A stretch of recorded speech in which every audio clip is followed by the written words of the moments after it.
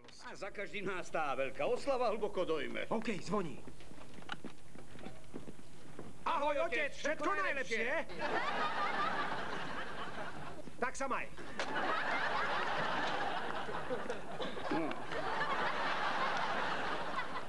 Taylor? Hank, to je neuveriteľné. Kde sa tu berieš? Ahoj. Robím údržbára, ale chcem sa dostať do kancelárie. Po skúške do štátnej služby. To je vážne ohromné. Áno, ohromné, hej.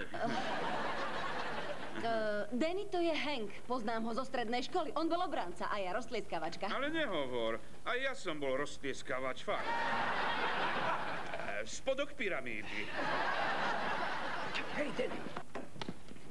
Myslel som si, že balíš Taylor. Ja ju nebalím, ja s ňou chodím. V sobotu máme rande. To bude skvelé. Po večeri sa môžeš prizerať, ako si to rozdá s hentým. Sú len priatelia, nemám sa čoho báť. Zatiaľ nie, ale musíš sa na to pozerať geneticky. Milióny rokov evolúcie tvrdia, že by mali byť spolu. Krásni ľudia chodia s krásnymi ľuďmi, my ostatní si vyberáme medzi odpadom. Vždy to snáď neplatí. Nie? A s kým skončil tvoj otec? Hej, to je moja matka. Celé je to nespravodlivé. Nebude rovnoprávnosť, kým muži ako ja alebo ty nedostanú ženy ako Taylor. Potom po vzájomnom skrížení budú všetci rovnakí. Už, Norm, konečne vás mám tam, kde som vás chcel mať. Som hádam na matraci vo vašej dodávke, pane? Snažte sa. Z tohoto prúseru sa nevykrútite, Norm. Kúpili ste si vreckovú videohru za úradné peniaze. Dokážte to. Účet držím tu vo svojej ruke a videohra je zas tuto na vašom stole. Pane, poslala som Norma kúpiť ju pre malého Scotta Ripleyho, je v nemocnici už 3 týždne. Áno, presne tak. Hej, nepovedal som to skôr, pretože som vás nechcel zahambiť, ale teraz, keď je šidlo von z vreca, musím povedať hamba. Len sa na ňo pozri. Tú hru si už mal odovzdať Scottovi Ripleymu. Jemu je na nič, nemá palce. Počuj, Lori, asi prišli výsledky súťaže sociálnych pracovníkov. To som fakt nevedel, že ťa nominovali. Pravdu povediac, je mi to ukradnuté. Nominujú ma každý rok a aj tak nevyhrám. Takže ma to netrápi. Nevyhrala som. Ak dobre vidím, si nešťastná, Lori, no. Keď si bola mojou kurátorkou, vždy si hovorievala, že to musím dostať zo seba von. Tu máš. Musíš po niečom trestnúť. Arty, poď sem. Arty ho neudriem. Máš peknú sukňu. Vzrušil by som sa, ale keď si spomeniem na tvoje škaredé nohavičky. Au.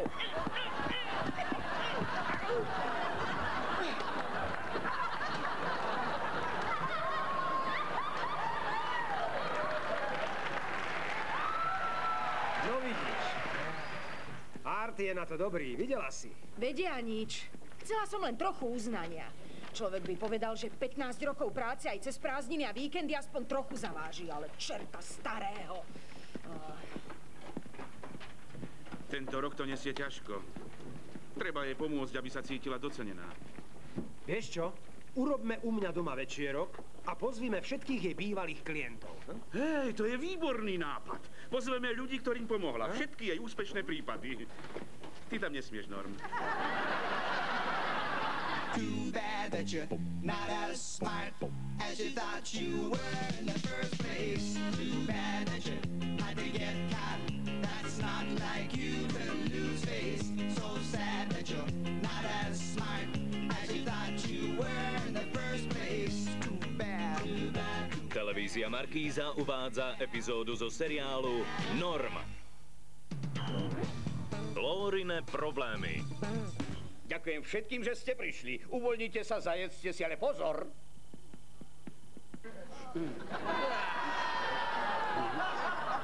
Moje! Prekvapenie! Ja nie som Lori. Lori ešte parkuje. Kto sú tí ľudia? No, všetky jej úspešné prípady. Nie sú, to sú jej neúspechy. Nie, mýliš sa. Prezeral som si ich spisy a všetci našli Boha. Hlásia sa k recidivizmu. Recidivizmus nie je náboženstvo. Recidivista je ten, kto sa vráti k zlým návykom. Toto je posadnutý Gavin. Lori ho takmer vyliečila, ale prestal brať lieky, aby si mohol nechať prezývku. Počuj, Danny, musíme tých ľudí dostať preč skôr, než príde Lori. Nie ste vy ten, čo žije so svojou matkou a skôr, než opustí dom, ohmatá všetky kľúčky? Áno. 12-krát, inak sa stane niečo zlé. Aha. A ste si istí, že ste to dnes urobili, ha? Asi áno. 11, 12, žiadny rozdiel, len nechcem, aby vaša matka zomrela.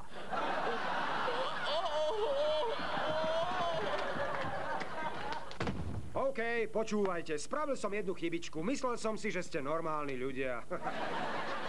Ospravedlňujem sa, že som vás sem prehnal, ale rovnako ako spoločnosť už z vás nemám osoch. Všetci von! To je Lori. Fakt? Tak si posadajte. Počúvajte všetci, nech už robíte akékoľvek divné veci. Nerobte ich najbližších 20 minút, dobre? Prekvapenie! Čo to má byť? Len taký malý večierok pre teba. Nech vidíš, ako si ťa vážime. Pozval som sem všetkých recidivistov, ako ich nazývam zámerne. Preto, aby si videla, že si pomohla ľuďom, o ktorých si to netušila. Týmto ľuďom som nepomohla. Nepoznáš význam slova recidivista však? Jasné, že poznám. Danny mi ho pred minútou povedal. Takže toto všetko sú ľudia, ktorým som nedokázala pomôcť. Nikdy som ich nevidela pohromade.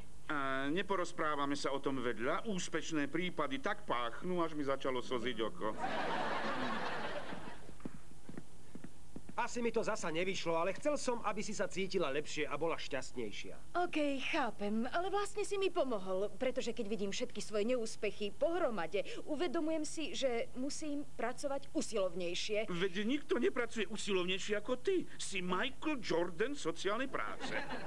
Fakt. Možno po tebe pomenujú nejakú topánku. Práca ma neuspokojuje tak, ako by som chcela. Asi preto, lebo nepracujem dostatočne tvrdo. Vždy dostanete len toľko, koľko do toho vložíte, nie? Asi do toho nevkladám dosť. Nikto nepracuje tvrdšie ako ty. Ani si nepamätám, kedy si naposledy mala dovolenku. Dokážem pracovať aj tvrdšie a začnem hneď teraz. Idem do obývačky a skúsim im pomôcť, pretože nikdy nie je neskoro začínať.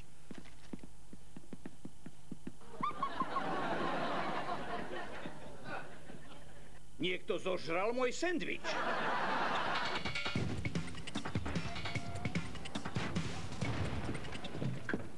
Ahoj, Hank. Ahoj, Taylor. Prepáč, že meškám. Snažil som sa zo seba zmyť ten hrozný zápach. Neviem, čo sa stalo.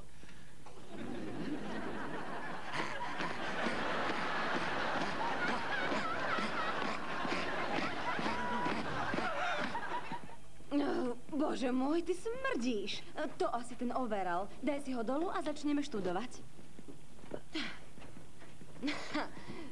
Fíha, asi pravidelne cvičíš. Ani nie, robím len zhyby. To sú gény. Neznášam ho. Danny, prepáč, ale musím zrušiť naše sobotnejšie rande. Budem sa učiť s Hankom.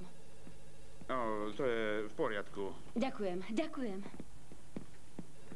Nepovedz to. Neboj sa, aj tá ďalšia bude rovnako sexy. Ahoj, Lori, ako sa máš?